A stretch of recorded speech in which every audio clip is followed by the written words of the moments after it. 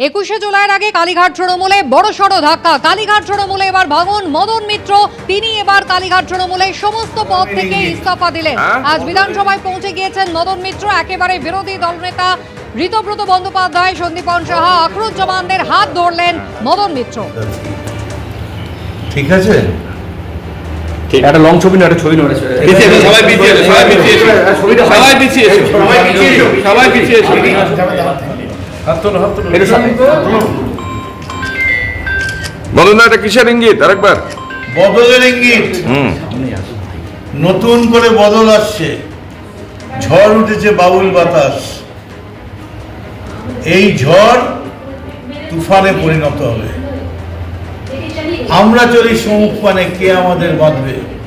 রইল যারা পিছুর টানে, কাঁদবে তারা কাঁদবে। এটা কিসের ইঙ্গিত মদনদা?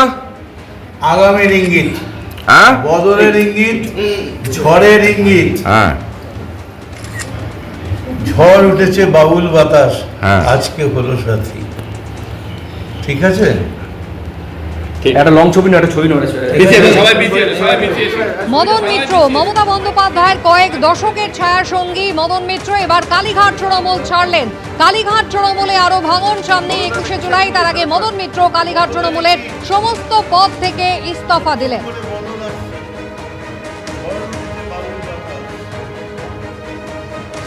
কবিতাটা ছোট্ট কিন্তু দু লাইনের কবিতা।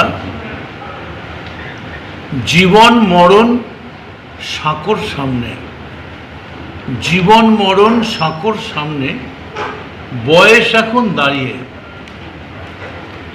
জীবন মরণ সাঁকোর সামনে, বয়স এখন দাঁড়িয়ে।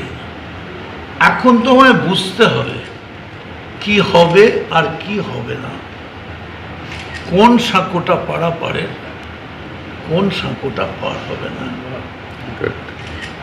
তো ঠিক জীবনের এই মুহূর্তটায় আমি এসে দাঁড়িয়েছি। বন্ধু, একটাই প্রশ্ন, 21শে জুলাই আপনি কোন মঞ্চে থাকবেন? তার আগে যেটা আছে, হুম, এখনো অবধি ভারতবর্ষের যে রাজনৈতিক দলগুলোর যে চিন্তাধারা বা মানচিত্র বা সিইও, সবকটাতেই কিন্তু ওই এআইটিসি লেখা আছে, হ্যাঁ। All India Trinamool Congress. আপনি কোনটায় থাকবেন? তার মধ্যে আবার দুটো ভাগ হয়েছে।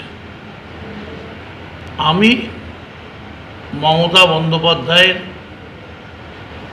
তাকে সম্মান জানিয়ে, তাকে ধন্যবাদ জানিয়ে, এবং দীর্ঘদিন তিনি আমাদের পাশে থেকেছেন, আমরাও চেষ্টা করেছি কম বেশি করার। আজ এই মুহূর্ত থেকে মমতা বন্দ্যোপাধ্যায় তৃণমূল কংগ্রেসের national committee, chief whip, working committee, party general secretary থেকে শুরু করে সমস্ত রকম পদ থেকে আমি ইস্তফা দিলাম। আমাকে আজ থেকে, হ্যাঁ, আমি তৃণমূলে ছিলাম, তৃণমূলেই রইলাম। হ্যাঁ। শুধু আমি এই ঘর থেকে ওই ঘরে গেলাম। ওই ঘরে হয়তো একটা সুখের পালঙ্ক ছিল, হুম, এই ঘরে হয়তো একটা খাটিয়া রয়েছে, এনাম কিন্তু আমি খাটিয়ার দিকটাই বেছে নিলাম।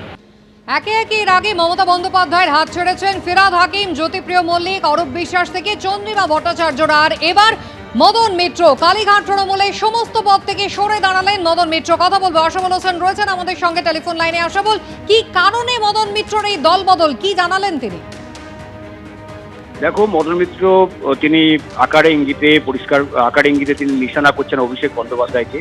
তুমি জানো যে এর আগে বিভিন্ন নেতারা তারাও একই দাবি করছিলেন যে অভিষেক বন্দ্যোপাধ্যায়কে সরিয়ে দেওয়া হোক, তাহলে দলটা ঠিক থাকবে। যেমন কদিন আগে রবীন্দ্রনাথ ঘোষ, যিনি মমতা বন্দ্যোপাধ্যায়ের দীর্ঘদিনের সঙ্গী, তিনিও উত্তরবঙ্গ থেকে সেই একই দাবি করেছিলেন যে অভিষেক বন্দ্যোপাধ্যায়কে সরিয়ে দিলে দলটা আবার ঠিক হয়ে যাবে। আজকে মদন মিত্রের গলায় কার্যত সেই সুরটাই শোনা গেল। তিনি বলছেন, যিনি সেনাপতি, তিনি যদি দলটাকে ভুল দিকে নিয়ে যান তাহলে তো বিপর্যয় হবেই। এবং বিপর্যয়ের পরে তারা যে মমতা বন্দ্যোপাধ্যায়কে অনুরোধ করেছিলেন যাতে অভিষেক বন্দ্যোপাধ্যায়কে সরিয়ে দেওয়া হয়, কিন্তু তাকে তাদের কথায় কোনো কান দেওয়া হয়নি, এমনটাই মদন মিত্র তিনি আকার ইঙ্গিতে বারবার বোঝাবার চেষ্টা করছেন। এবং সেই কারণেই তিনি মনে করছেন যে এই যে বর্তমানে যে তৃণমূল, কালীঘাটপন্থী তৃণমূল, সেটা তার প্রাসঙ্গিক বলে তার কাছে মনে হচ্ছে না।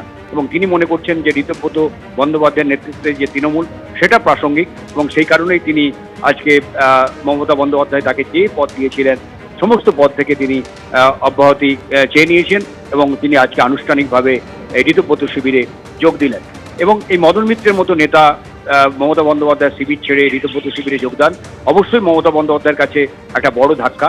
এর আগে অরূপ বিশ্বাস, ফিরহাদ হাকিম, চন্দ্রিমা ভট্টাচার্য, অরূপ রায়, তাদের মতো নেতারা তারা যোগ দিয়েছেন এই ঋতব্রত শিবিরে। কিন্তু মদন মিত্রর সঙ্গে মমতা বন্দ্যোপাধ্যায়ের অত্যন্ত সুসম্পর্ক ছিল এবং তিনি তাকে মমতা বন্দ্যোপাধ্যায় অত্যন্ত স্নেহ করতেন। আজকে মদন মিত্র কিন্তু বারবার ক্ষমা চেয়ে নিয়েছেন মমতা বন্দ্যোপাধ্যায়ের কাছে, এবং তিনি বলেছেন যে মমতা বন্দ্যোপাধ্যায় তিনি যাতে আমাকে ক্ষমা করেন, কিন্তু তিনি বাধ্য হয়েছেন, এছাড়া তার কাছে অন্য কোনো উপায় ছিল না। এবং সেই কারণেই তিনি ঋতব্রত শিবিরে যোগদান করছেন। এবং আগামী 21শে জুলাই ঋতব্রত শিবিরের যে 21শে জুলাইয়ের যে মঞ্চ মেয়র রোডে, সেখানেই তিনি যোগ দেবেন বলেও সেটাই জানিয়ে দিয়েছেন। ফলে বলা যেতে পারে এটা অবশ্যই একটা বড় ধাক্কা মমতা বন্দ্যোপাধ্যায়ের কাছে, কারণ এই যারা দলের পুরনোপন্থী যারা নেতা, সৌগত রায়, শোভনদেব চট্টোপাধ্যায়, মদন মিত্র, একবারে দলের এই বিপর্যয়ের মুখে যারা শেষ পর্যন্ত তার সঙ্গে ছিলেন, তাদের উপর অনেকটাই নির্ভরতা বাড়াচ্ছিলেন মমতা বন্দ্যোপাধ্যায়। ঠিক সেই সময় মদন মিত্র সেখান থেকে সরে দাঁড়ালেন, এবং তার নিশানা কিন্তু সেই অভিষেক বন্দ্যোপাধ্যায়ের দিকে। তিনি বলেছেন যে বিপর্যয়ের পর তারা বারবার অনুরোধ করেছিলেন যে যাতে অন্তত তাদের সবাইকে একটা সুযোগ দেওয়া হোক, যে নতুনভাবে কীভাবে দলটাকে চালানো যায়, কিন্তু সেই সুযোগ তারা পাননি। ফলে তিনি বাধ্য হয়েই আজকে এই শিবিরে চলে এসছেন, এবং তিনি মনে করছেন যে ঋতব্রত বন্দ্যোপাধ্যায়ের যে তৃণমূল, সেই তৃণমূল আগামী দিনে একটা ভালো নেতৃত্ব দিতে পারবে বলে তিনি অন্তত মনে করছেন, তিনি সেই দাবিটাই করছেন। আশাবল সঙ্গে থাকো। ফের ভাঙন অবশ্যই কালীঘাট তৃণমূলের।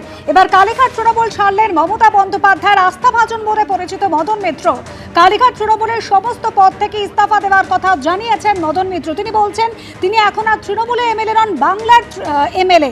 বরং আপনারা বুঝে নিন যে কার জন্য আমি দল ছাড়ছি, ভয়ের কারণে নয়। মদন মিত্র ক্ষমা চাইছেন মমতা বন্দ্যোপাধ্যায়ের কাছে, কিন্তু নাম না করে হলেও নিশানা করছেন সেই অভিষেক বন্দ্যোপাধ্যায়কে। আগামীর ইঙ্গিত, বদলের ইঙ্গিত, ঝড়ের ইঙ্গিত। ঝড় উঠেছে বাবুল বাতাস, আজকে হলো সাথী। ঠিক আছে, একটা লং ছবি না, একটা ছবি না, সবাই পিছিয়ে এসো, সবাই পিছিয়ে এসো, সবাই পিছিয়ে এসো, সবাই পিছিয়ে এসো। হাত তোলো, হাত তোলো। বলুন না, এটা কিসের ইঙ্গিত? আরেকবার। বদলের ইঙ্গিত, নতুন করে বদল আসছে, ঝড় উঠেছে বাবুল বাতাস। এই ঝড় তুফানে পরিণত হবে। আমরা চলি সম্মুখ পানে, কে আমাদের বাঁধবে? রইল যারা পিছুর টানে, কাঁদবে তারা কাঁদবে। এটা কিসের ইঙ্গিত মদনদা? আগামীর ইঙ্গিত, বদলের ইঙ্গিত, ঝড়ের ইঙ্গিত। ঝড় উঠেছে বাবুল বাতাস, আজকে হলো সাথী। একটা মানুষের জন্য একটা জাতকে তুমি বিসর্জন দিতে পারি না, only for one man। কার জন্য? সবাই নতুন করে নাম বলার কোনো কারণ নেই। বলুন না, তাও আজকে বলুন। শুনুন, দল চালায় দলের সেনাপতি, দল চালায় দলের সেনাপতি। সেই সেনাপতি যদি দলকে ঠিক মতো চালাতে না পারে, আজকে গোটা দল ভয়ে কাঁপছে কেন? চলুন তো আমার সঙ্গে, আমি হেঁটে বেরোচ্ছি ধর্মতলা দিয়ে, আমি দেখি কে ডিম মারে। হাঁটতে হাঁটতে আমরা ধর্মতলা দিয়ে নিউ মার্কেট যাচ্ছি, বাজার করছি। এবিপি আনন্দ, এগিয়ে থাকে, এগিয়ে রাখে।